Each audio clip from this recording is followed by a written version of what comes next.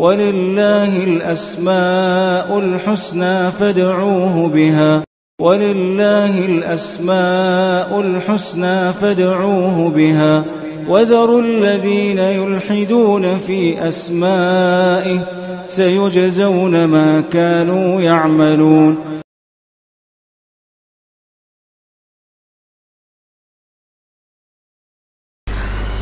بسم اللہ الرحمن الرحیم. الحمدللہ رب العالمین وبہ نستعین وصلی اللہ وسلم علی سید الانبیاء والمرسلین وعلی آلہ واصحابہ اجمعین ومن تبعہم بإحسان الی یوم الدین. اما بعد، گزشتہ درس میں یعنی گزشتہ ہفتہ جو اسماء و صفات کی ہماری کلاس تھی، اس میں رب العالمین کی صفات میں سے ایک عظیم صفت اس کی صفت کلام، اور اللہ سبحانہ و تعالیٰ کی صفت کلام سے متعلق جب تفصیل گفتگو ہوئی تو یہ بھی ہم نے آپ کو بتلایا تھا کہ قرآن مجید اللہ رب العالمین کا کلام ہے، تو قرآن اللہ کی صفت ہے. اور اللہ سبحانہ و تعالیٰ کی جو صفت کلام ہے، اس سلسلے میں یعنی یہ بات معلوم کر کے رکھیں کہ گزشتہ درس میں بھی میں نے اشارہ دیا تھا اس جانب کہ یہ جو صفت کلام ہے رب العالمین کی، اللہ سبحانہ و تعالیٰ کی جو صفات ہیں، اللہ سبحانہ و تعالیٰ کی کچھ وہ صفات ہیں جس کا تعلق جس کو ہم یعنی صفات ذاتیہ کہتے ہیں، یعنی لا ينفك عنہ، اس سے کبھی جدا نہیں ہوتی ہیں. اللہ سبحانہ و تعالیٰ کے لیے صفت وجہ ہے، اللہ سبحانہ و تعالیٰ کے لیے صفت یدان، دو ہاتھ ہیں اللہ کے لیے. اللہ سبحانہ و تعالیٰ کی صفت عین ہے، اللہ سبحانہ و تعالیٰ کے لیے صفت رجل ہے، اللہ سبحانہ و تعالیٰ کے لیے صفت حیات ہے. یہ وہ صفات ہیں رب العالمین کی جس کا تعلق مشیت سے نہیں ہے، جس کا تعلق ارادہ اور مشیت سے نہیں ہے. اللہ رب العالمین کے لیے ہاتھ ہے تو کیا اس کے ارادے سے تعلق ہے اس صفت کا؟ نہیں، وہ صفات ذاتیہ میں سے ہے. اللہ سبحانہ و تعالیٰ کی وہ صفات جسے صفات فعلیہ کہتے ہیں، مطلب یہ ہے کہ اللہ رب العالمین کی وہ صفت جو وہ ہے تو ازل سے متصف اس سے، لیکن وہ جب چاہتا ہے اس صفت کا اظہار فرماتا ہے. جیسے خلق ہے، ازل سے رب العالمین اس صفت سے متصف ہے، لیکن جب چاہتا ہے پیدا کرتے رہتا ہے. ید کا تعلق ایسا نہیں ہے نا کہ مشیت سے جڑی ہوئی وہ چیز. وہ جو صفت ہے رب العالمین کی، وہ اللہ تعالیٰ کی مشیت سے نہیں ہے نا، وہ تو ازل سے ہی ہے رب العالمین کے ساتھ. اللہ سبحانہ و تعالیٰ کا یعنی عرش پر مستوی ہونا، اللہ سبحانہ و تعالیٰ کا نزول، جو رات کے آخری حصے میں اللہ سبحانہ و تعالیٰ کا جو نزول، صفت نزول، اس سے متعلق گفتگو کریں گے طویل انشاءاللہ مفصل. یہ وہ صفات ہیں جن کا تعلق مشیت سے ہے رب العالمین کی. لیکن اللہ سبحانہ و تعالیٰ کی جو صفت وجہ ہے یا صفت عین ہے یا صفت ید ہے، ان سب کا تعلق ہے اللہ سبحانہ و تعالیٰ کی یعنی صفات ذاتیہ سے، ہمیشہ سے رب العالمین سے متصف ہے.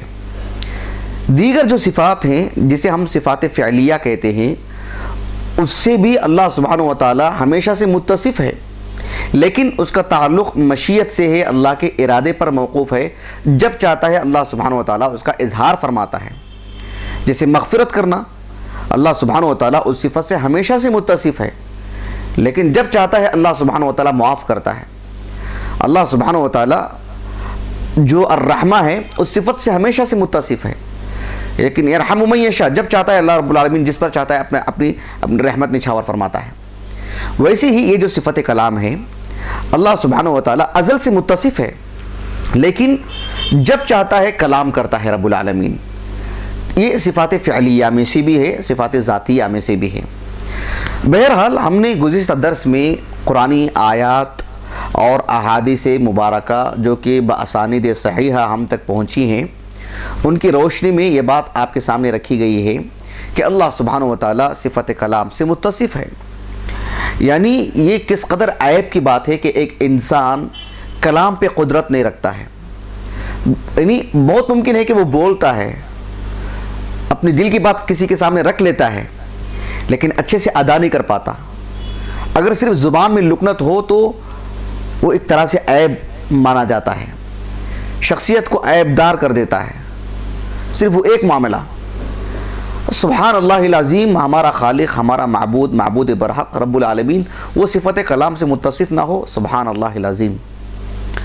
اللہ سبحانہ و تعالیٰ جس طرح سے خلق کی صفت سے متصف ہے، ویسی صفت کلام سے بھی متصف ہے۔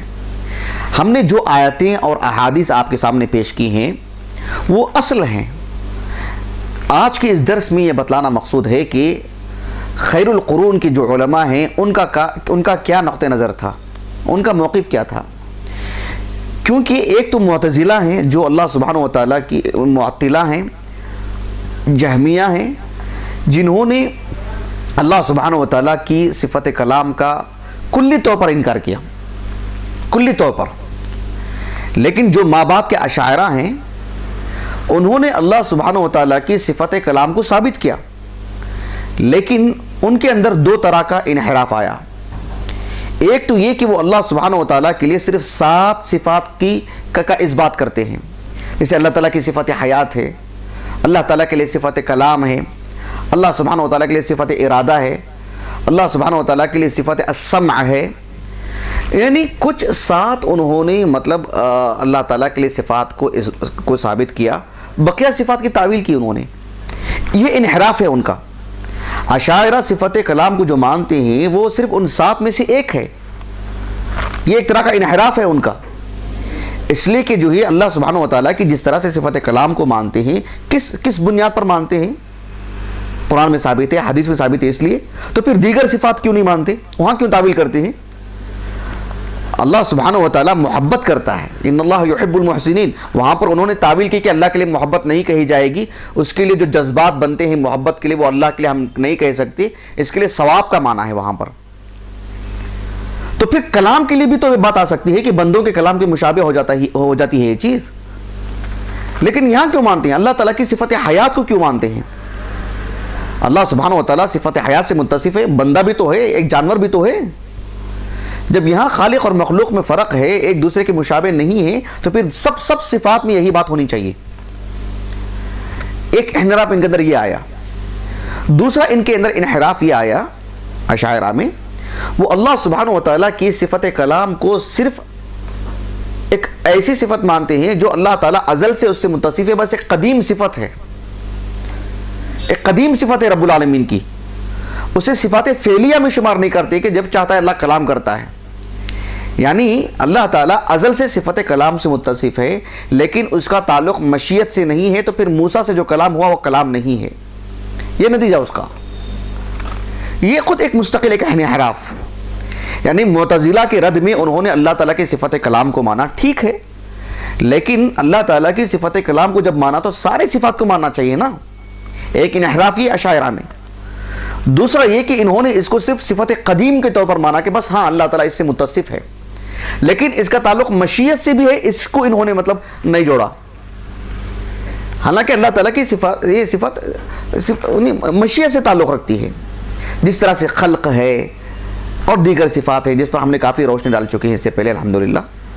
تو آج ہم یہ بتانا چاہ رہے ہیں آپ کو کہ ہم جن علماء کو متفقہ طور پر مانتے ہیں، خیر القرون کے علماء، صحابہ، تابعین، تبع تابعین، محدثین، ان سب کا موقف کیا تھا، میں آپ کو وہ سمجھانا چاہ رہا ہوں باذن اللہ تعالی۔ دیکھیے، محمد بن اسماعیل ابو عبداللہ البخاری، امام بخاری، معروف عالم دین، دنیا کا کون مسلمان ہے جو آپ کے نام سے واقف نہیں ہے؟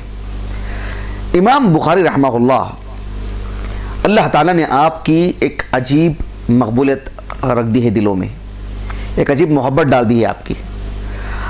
امام بخاری رحمہ اللہ کی الجامع الصحیح کا اعتبار بھی اللہ تعالیٰ نے اس قدر ڈال دیا ہے کہ اس سلسلے میں شک و شبہ اور اس سلسلے میں کسی طرح کا نقد اور کلام اس سلسلے میں بھی اہل علم نے اس سے گریز کیا، اس لیے کہ کسی طور پر بھی یہ درست نہیں ہے کہ اس پر ایک ناقدانہ کلام کیا جائے۔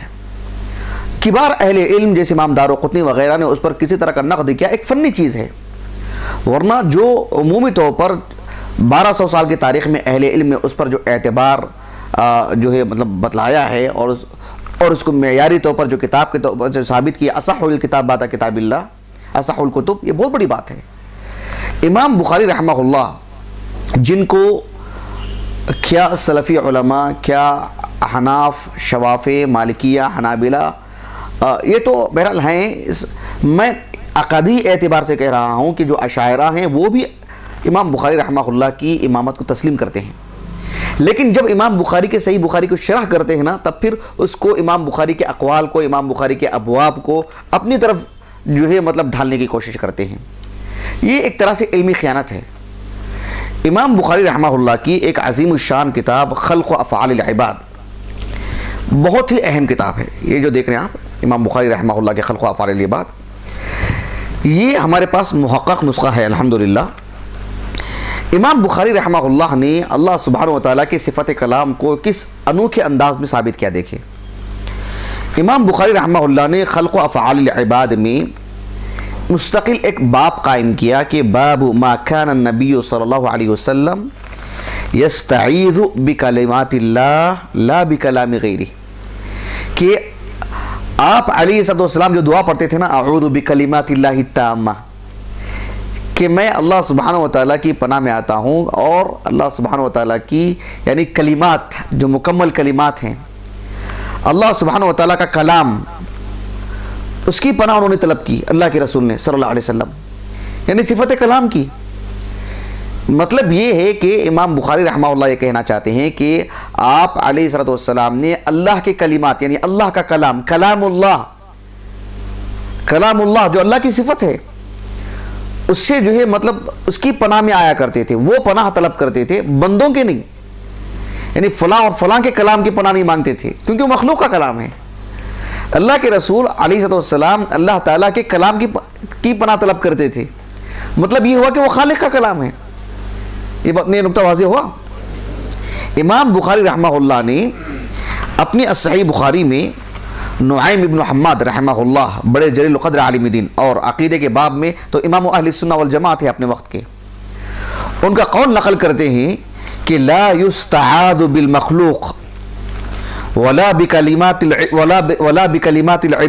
بکلام العباد والجن والانس والملائکہ، یعنی لا یستعاذ بالمخلوق، مخلوق سے پناہ طلب نہیں کیا جائے گا، مخلوق سے پناہ نہیں طلب کی جائے گی، ولا بکلام العباد، بندوں کے کلام سے پناہ نہیں طلب کی جائے گی، ولا بکلام الجن والانس والملائکہ، جن کے کلام سے، انسانوں کے کلام سے، ملائکہ کے کلام سے پناہ نہیں طلب کی جائے گی۔ طلب کی جائے گی کس کے کلام سے؟ رب العالمین کے۔ تو پھر یہ فرق معلوم ہوا نا۔ اسی لیے امام بخاری رحمہ اللہ نے آگے لکھا وفی هذا دلیل ان کلام اللہ غیر مخلوق وان سواہ خلق، کہ اللہ سبحانہ وتعالیٰ کا جو کلام ہے وہ غیر مخلوق ہے، اور اس کے علاوہ جو بھی ہے سب مخلوق ہیں، سب کا کلام مخلوق ہے۔ تو انسان کے کلام سے استعاذہ نہیں کیا جائے گا، نہ ملائکہ کے، نہ ہی نبی کے کلام سے جو ہے مطلب استعاذہ کیا جائے گا، نبی کے بحیثیت ایک بشر ہونے کے کلام سے۔ اللہ کے رسول علیہ السلام نے جو دعائیں سکھائی ہیں وہ تو وہی ہے، وہ تو نص ہے، وہ تو اللہ کی طرف سے ہے۔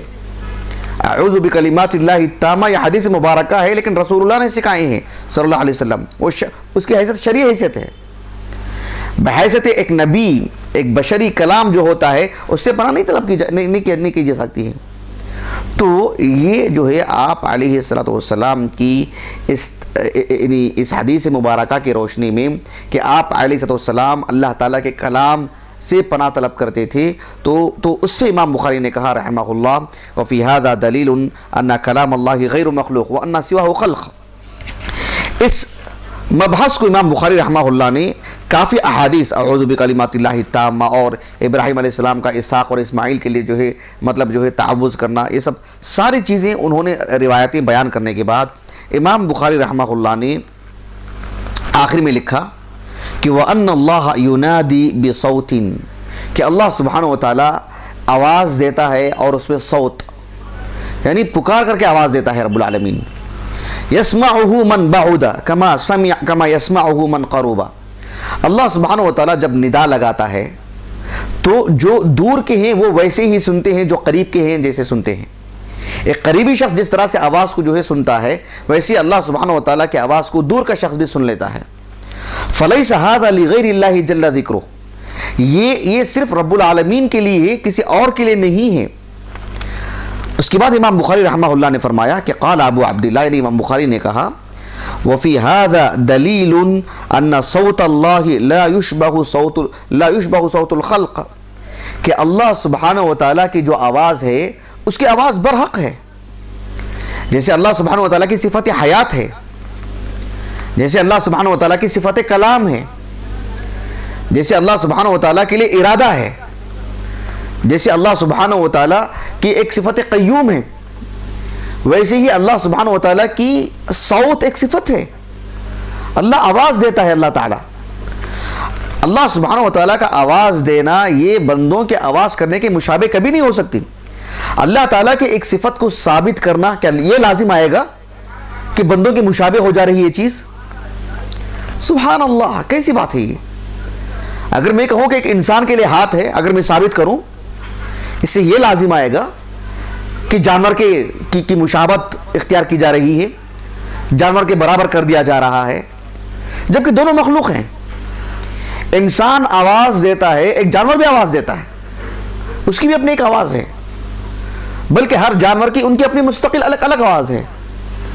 تو کیا ہماری آواز اگر ہم ثابت کرتے ہیں تو اس سے جانوروں کے مشابہ ہو جائے گی یہ چیز؟ ابداً کبھی نہیں ہو سکتی یہ چیز، جبکہ یہ دونوں مخلوق ہیں. اللہ سبحانہ و تعالیٰ کے لیے آواز ہے، الصوت، یہ ثابت ہے، تو پھر وہ کیسے ایک مخلوق کے مشابہ ہو سکتی وہ چیز؟ اس کے لیے اللہ تعالیٰ کی صفت صوت کی تعویل کر دی جائے کیا کہ مشابہت ہو جائے گی؟ یہ شبہ ہے ان اشاعرہ کا، یہ شبہ ہے ان کا، یہ دلیل نہیں ہے، شبہ ہے. شبہ ہوتی وہ چیز، وہ دلیل کبھی نہیں بن سکتی. تو امام بخاری رحمہ اللہ نے فرمایا کہ لِأَنَّ صَوْتَ اللَّهِ يُسْمَعُ مِن بُعْدٍ كَمَا يُسْمَعُ مِن قُرْبٍ، اللہ سبحانہ و تعالیٰ کی آواز جس طرح سے قریب سے سنائی دیتی ہے ویسے دور سے بھی سنائی دیتی ہے. وَأَنَّ الْمَلَائِكَةَ يَسْعَقُونَ مِن صَوْتِهِ، اللہ سبحانہ و تعالیٰ کی آواز کی وجہ سے فرشتے بے ہوش پڑ جاتے ہیں. فَإِذَا تَنَادَ الْمَلَائِكَةُ لَمْ يُصْعَقُوا، وہی فرشتے جب آواز دیتے ہیں، فرشتے جب ندا لگاتے ہیں آسمانوں میں، تو اس آواز کو سن کر کے تو فرشتے بے ہوش نہیں پڑتے، لیکن رب العالمین کی آواز سے، خالق کی آواز اور مخلوق کی آواز، یعنی سبحان اللہ العظیم، کیا تعلق ہے؟ تو اللہ سبحانہ و تعالیٰ کے لیے الصوت ہے، اللہ تعالیٰ کے لیے کلام ہے، حروف ہیں، تو اس سے مشابہت کیوں کر ہو سکتی ہے؟ اس کو ثابت کرنا، مخلوق کے مشابہ قرار دینا، یہ ایک دو تضاد ہے.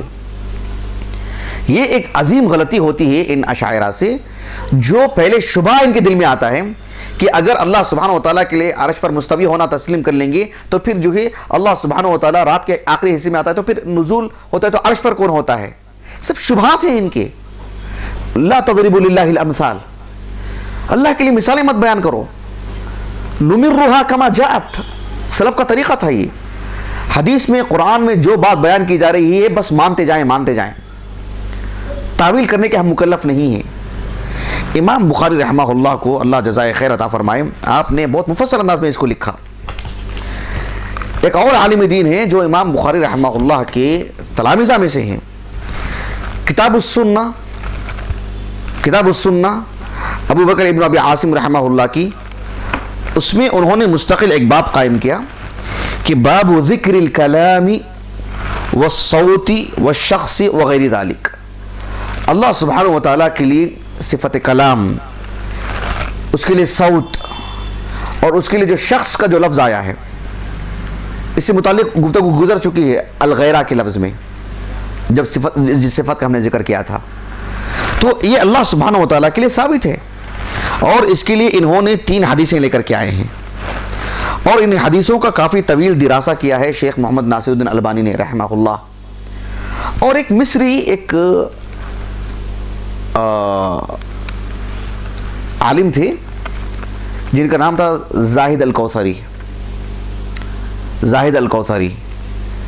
یہ خالص جہمی، انہوں نے اللہ سبحانہ وتعالیٰ کی صفات کا کلی طور پر انکار کیا. خالص منحرف قسم کے شخص، کثرت علم کے باوجود، حدیثوں کی اسانید جو ہوتے ہیں اس پر نظر رکھنے کے باوجود بھی مذہبی تعصب، اتنا اندھا پن کہ یہ علم ان کے لیے وبال.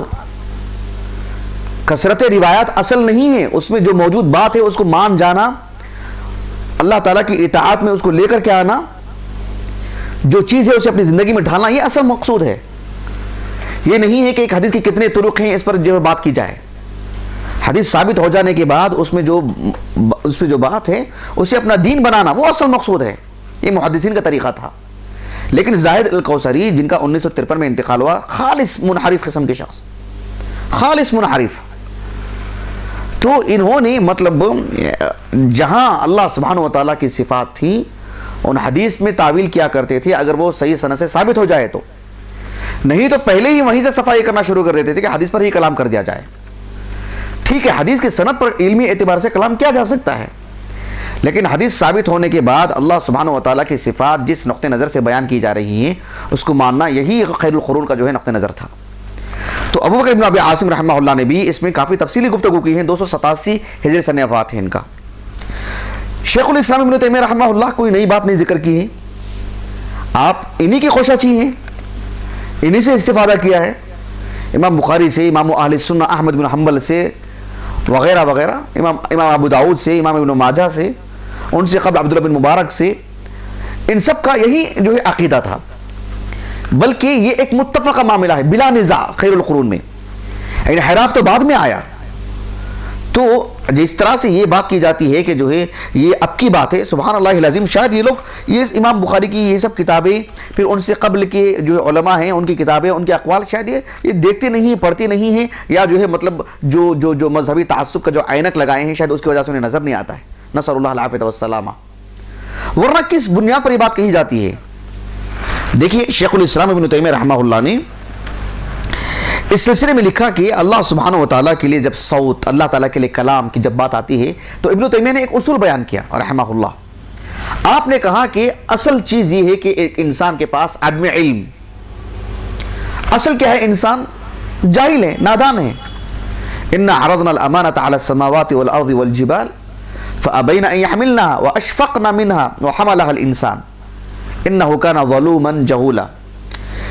یعنی جہول یہ انسان کی صفت ہے، دھیرے دھیرے پڑھتا ہے، وہ سیکھتا ہے. وہ تو انسان اصلاً جاہل ہے، علم بعد میں آتا ہے اس کو سیکھنے کے بعد. اسی لیے اللہ تعالیٰ نے کہا کہ فَعْلَمْ أَنَّهُ لَا إِلَهَ إِلَّا اللَّهُ. اللہ کے بارے میں جانو. تو اللہ سبحانہ وتعالیٰ کے بارے میں جب ہم پڑھتے ہیں قرآن مجید میں تو اللہ تعالیٰ نے اپنے بہت سارے نام بتلائے ہیں، اپنے بہت ساری صفات کا ذکر فرمایا ہے. تو ان صفات کو ہو بہو اللہ سبحانہ وتعالیٰ کے حق میں مانتے جانا، یہی اسی کے ہم مکلف ہیں.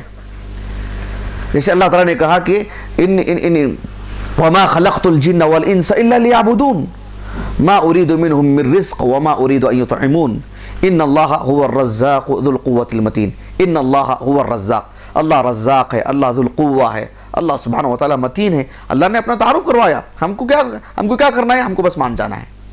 جیسے اللہ تعالیٰ نے اپنے بارے میں یہ کہا کہ اللہ تعالیٰ الرحمن ہے، اللہ الرحیم ہے، اللہ الحی ہے، اللہ القیوم ہے، ویسے ہی اللہ سبحانہ وتعالیٰ کی صفت کلام ہے. یعنی وَكَلَّمَ اللَّهُ مُوسَىٰ تَكْلِيمًا، اللہ نے کلام کیا موسیٰ سے علیہ السلام. جس طرح سے اللہ تعالیٰ کی ان صفات کو مانتے ہیں، اسی معیار پر جو بھی صفت قرآن مجید میں آئی ہے، ان اللہ یحب المحسنین، ان اللہ یحب المقسطین، اللہ سبحانہ وتعالیٰ محبت فرماتا ہے، مان جائیں. کہ وہاں کیوں تعویل کی جا رہی ہے؟ اللہ تعالیٰ کی صفت حیات میں تعویل کرتے ہیں کیا؟ نہیں نا. تو پھر یہاں کیوں تعویل کرتے ہیں؟ یہاں کون سا معیار ہے؟ تو یہ ایک طرح سے سوائے ایک شبہ کے، ایک انحراف کے، اسے مزید کسی طرح کا کوئی نام نہیں دیا جاتا ہے. اللہ تعالیٰ ہم سب کو نیکیوں کی توفیق عطا فرمائے. ابن تیمیہ رحمہ اللہ نے کہا کہ انسان بغیر علم کے گفتگو نہ کرے، اور اللہ سبحانہ وتعالیٰ کے بارے میں تو علم کی روشنی میں گفتگو کرے. کہ اللہ سبحانہ وتعالیٰ کے حق میں انہوں نے لکھا ہے کہ اہل علم کا اس بات پر اجماع ہے کہ اللہ سبحانہ و تعالیٰ کی جو صفات ہیں انہیں ہو بہو ثابت کیا جائے، اس میں نہ تمثیل کی جائے، نہ تمثیلی طور پر بیان کیا جائے کہ اس کی مثال ایسی ہے، نہ تکیف کیفیت بیان کی جائے، ویسے ہی نہ تعویل کی جائے، نہ ہی اس کی تعطیل کی جائے، تفویض بھی نہیں کی جا سکتی۔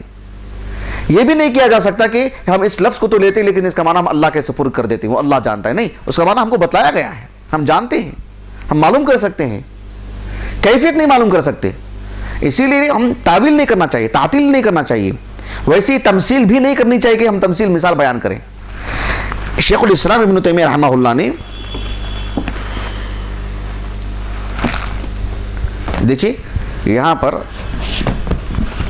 ایک اچھا نقطہ آپ نے بیان کیا، یہ مجموع الفتاوی کی جلد نمبر 12 ہے، اس میں شیخ الاسلام ابن تیمیہ رحمہ اللہ نے لکھا کہ وَاسْتَفَاضَتِ الْآثَارُ عَنِ النَّبِيِّ صلی اللہ علیہ وسلم وَالصَّحَابَةِ وَالتَّابِعِينَ وَمَنْ بَعْدَهُمْ مِنْ أَئِمَّةِ السُّنَّةِ أَنَّهُ سُبْحَانَهُ يُنَادِي بِصَوْتٍ نَادَى مُوسَى وَيُنَادِي عِبَادَهُ يَوْمَ الْقِيَامَةِ وَيَتَكَلَّمُ بِالْوَحْيِ بِصَوْتٍ وَلَمْ يُنْقَلْ عَنْ أَحَدٍ مِنَ السَّلَفِ أَنَّهُ قَالَ أَنَّ اللَّهَ يَتَكَلَّمُ بِلَا صَوْتٍ أَوْ بِلَا حَرْفٍ ولا أنه أنكر أن يتكلم الله بصوت أو بحرف كما لم يقل أحد منهم أن الصوت الذي سمعه موسى قديم ولا أن ذلك النداء قديم ولا قال أحد منهم أن هذه الأصوات المسموعة من القراء هي الصوت الذي تكلم الله به بل الآثار مستفيضة عنهم بالفرق بين الصوت الذي يتكلم الله به وبين أصوات العباد۔ اس عبارت کا خلاصہ یہ ہے کہ شیخ الاسلام ابن تیمیہ رحمہ اللہ نے کہا کہ آپ علیہ السلام سے اس موضوع پر اتنی احادیث ہیں، صحابہ سے، تابعین سے اس قدر منقول ہے کہ اللہ سبحانہ و تعالیٰ آواز دیتا ہے، اور اللہ سبحانہ و تعالیٰ نے موسیٰ کو آواز دی، یا موسیٰ انی انا اللہ رب العالمین، اللہ تعالیٰ کل قیامت کے دن آواز دے گا، یونادا بصوت، یہ سب احادیث گزر چکی ہیں گزشتہ درس میں، اللہ تعالیٰ آواز دے گا۔ سلف میں سے کسی نے یہ بات نہیں کہی ہے کہ اللہ تعالیٰ کلام کرتا ہے لیکن اس میں نہ صوت ہے، نہ آواز ہے، نہ حروف ہے، سبحان اللہ، کسی نے ایسی بات نہیں کی، بلکہ سبوں نے یہی بات کی کہ اللہ رب العالمین کلام کرتا ہے جیسے اس کی شان کے مطابق، اس میں آواز بھی ہے، اس کی آواز کیسی ہے، اس کی شان کے مطابق، بندوں کے مشابہ کسی طور پر بھی نہیں کہہ سکتے ہیں۔ وَكَانَ أَئِمَّةُ السُّنَّةِ يَعُدُّونَ مَنْ أَنْكَرَ تَكَلُّمَهُ بِصَوْتٍ مِنَ الْجَهْمِيَّةِ، کہا کہ ائمہ نے، اہل السنہ کے علماء نے، اس میں سے صحابہ، تابعین، تابعین، کتب ستہ کے مصنفین اور جو ہے بڑی تعداد میں اہل علم نے یہ بات کہی ہے کہ جو بھی اللہ تعالیٰ کی صفت کلام یا کسی اور بھی صفت کا انکار کرتا ہے وہ جہمی ہے، جیسے کہ زاہد القوثری اس دور کے کبار جہمین میں سے ہیں، وہ اللہ تعالیٰ ہماری حفاظت فرمائے۔ تو جو ہے یہ ایک ایسا موضوع ہے جس پر ہمیں شرح صدر ہونا چاہیے۔ اللہ تعالیٰ کی جب ہم صفت اللہ تعالیٰ کے وجود کو تسلیم کرتے ہیں ویسے ہی اس کے سارے صفات کو تسلیم کریں گے، اس میں کسی طرح کا کوئی تشابہ لازم نہیں آئے گا۔ یہ دیکھیے، میں اپنی بات کو ختم کرنے سے پہلے کہ یہ ایک طویل موضوع ہے، ہم ہندوستان میں رہتے ہیں اور ہمارے پڑوسی ملک میں بھی جو بڑی تعداد میں مسلمان ہیں اور مسلمانوں کے جو اہل علم ہیں، بڑی تعداد میں اشاعرہ ہیں۔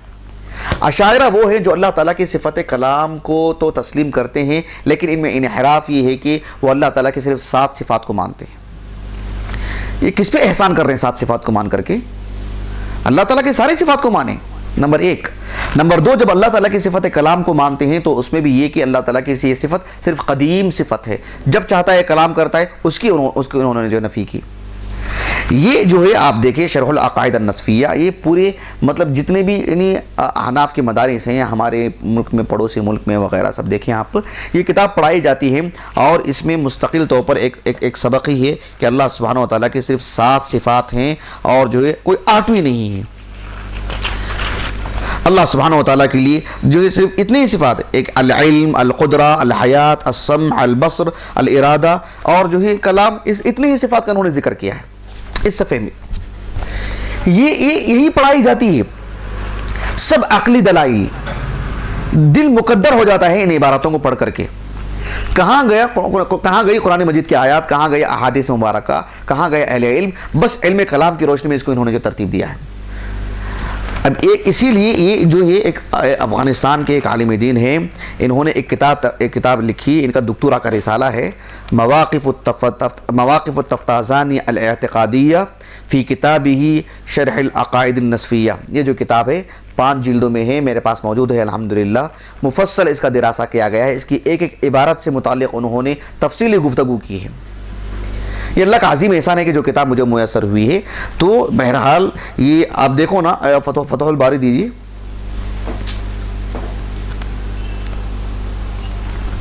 فتح الباری دیکھیں، حافظ ابن حجر رحمہ اللہ نے فتح الباری میں وہ جو حدیث مبارکہ ہم نے جو گزشتہ درس میں سنائے تھے نا کہ اللہ سبحانہ وتعالی جو ہے کل قیامت کے دن یا آدم فیقول لبیک و سعدیک فینادا بصوت، کہ اللہ سبحانہ وتعالی کل قیامت کے دن آواز دے گا اور جب پکارے گا اس میں آواز ہوگی، آواز کے ذریعے سے پکارے گا. یہ اس حدیث مبارکہ کی روشنی میں ابن حجر رحمہ اللہ نے یعنی یہ بات لکھی ہے کہ ابن بطال کے حوالے سے کہا کہ قال ابن بطال استدل البخاری بهذا على ان قول الله قدیم لذاته قائم بصفاته لم يزل موجودا به ولا يزال كلامه لا يشبه المخلوقین. یعنی امام بخاری رحمہ اللہ کا جو موقف تھا کہ اللہ سبحانہ وتعالی کلام کرتا ہے، اس میں دونوں پہلو ہیں کہ اللہ تعالیٰ اس صفت سے ہمیشہ سے متصف ہے اور جب چاہتا ہے تب بھی کلام کرتا ہے، جیسے کہ موسیٰ سے کلام کیا اللہ تعالیٰ نے. اس باب کے تحت امام بخاری نے جو احادیث لائے ہیں ان سارے احادیث میں اللہ تعالیٰ کے لیے صفت کلام، صفت صوت سب ثابت کی امام بخاری نے رحمہ اللہ. لیکن ابن حجر رحمہ اللہ نے ابن بطال رحمہ اللہ کے حوالے سے لکھا کہ ابن بطال رحمہ اللہ دیکھیے معتزلہ پہ رد کرتے ہیں یہ لوگ، کیونکہ معتزلہ مکمل طور پر نفی کرتے ہیں، تو ان پر جو ہے ایک طرح سے رد کرتے ہیں. کون؟ یہ اشاعرہ، کہ اللہ تعالیٰ کی صفت کلام کو کیوں نہیں مانتے، کیوں نہیں مانتے؟ ماننا چاہیے. اللہ تعالیٰ کی صفت صوت کو کیوں نہیں مانتے؟ ماننا چاہیے. کیوں؟ اس لیے کہ اس کے ماننے سے مخلوق کے مشابہ ہونا ضروری نہیں ہے. اس حد تک رد کرتے ہیں کون؟ اشاعرہ. لیکن کہاں ان میں غلطی ہوتی ہے کہ وہ صرف ایک تو صرف 7 کو مانتے ہیں، 7 صفات کو، بقیہ صفات کو نہیں مانتے. اور دوسری بات یہ کہ اللہ تعالیٰ کی صفت اس کلام کو ایک قدیم صفت مانتے ہیں. دیکھو یہاں پر علی ان قول اللہ قدیم لذاتہ قائم بصفاتہ، کہ بس یہ اللہ تعالیٰ کی ایک قدیم صفت ہے، اس کے اندر تجدد والی بات نہیں ہے کہ جب چاہتا ہے اللہ کلام کرتا ہے. اس کی نفی کر رہے ہیں، یہ کسی طور پر درست نہیں، یہ اہل السنہ کا منہج نہیں ہے. بھلے ہی قدیم والی جو عبارت ہے یا قدیم والا جو کلمہ ہے وہ ابن بطال نے ہو بہو نہیں لکھا ہے، لیکن ان کا موقف وہی ہے. ابن بطال کی شرح میرے پاس موجود ہے رحمہ اللہ. اس میں انہوں نے دیکھی جو عبارت انہوں نے نقل کی ہے یہاں پر کہ ابن بطال رحمہ اللہ نے کہا علی ان قوله تعالی قائم بذاتہ صفت من صفاتہ لم یزل موجودا ولا یزال وانہ لا یشبہ کلام المخلوقین. یہ ابن بطال نے 10ویں جلد میں جو بات لکھی ہے اس میں یہ بات بالکل واضح ہے جو اشاعرہ کا منہج اور اشاعرہ کا موقف ہے کہ اللہ سبحانہ وتعالیٰ کی صفت کلام کو وہ تسلیم کرتے ہیں، لیکن ایک قدیم صفت کے طور پر کہ اللہ تعالیٰ کی مشیت سے جوڑ کو اس کو نہیں پیش کرتے ہیں. یہ بھی غلط ہے. تو خلاصہ کلام یہ ہے کہ صفت کلام یہ اللہ سبحانہ وتعالیٰ کی دیگر صفات میں سے ایک صفت ہے. اللہ سبحانہ وتعالیٰ جب چاہتا ہے کلام کرتا ہے. قرآن مجید اللہ تعالیٰ کی صفت ہے. اس سلسلے میں ہم طویل اگر گفتگو کرنا چاہیں تو اور بھی کر سکتے ہیں، بات وہ نہیں ہے. مختصر طور پر آپ اس کو معلوم کیجئے انشاءاللہ. بإذن اللہ تعالیٰ آنے والی کلاسوں میں ہم اللہ سبحانہ وتعالیٰ کی دیگر صفات سے متعلق گفتگو کریں گے. اللہ تعالیٰ سے دعا ہے کہ اللہ سبحانہ وتعالیٰ ہمیں اللہ تعالیٰ کی صفات کو پڑھنے اور ہمارے معبود برحق سے متعارف ہونے اور صحیح انداز میں اس کی عبادت کرنے کے اللہ ہمیں توفیق عطا فرمائیں. سبحانک اللہم و بحمدک اشہد ان لا الہ الا انت استغفرک و اتوب الیک.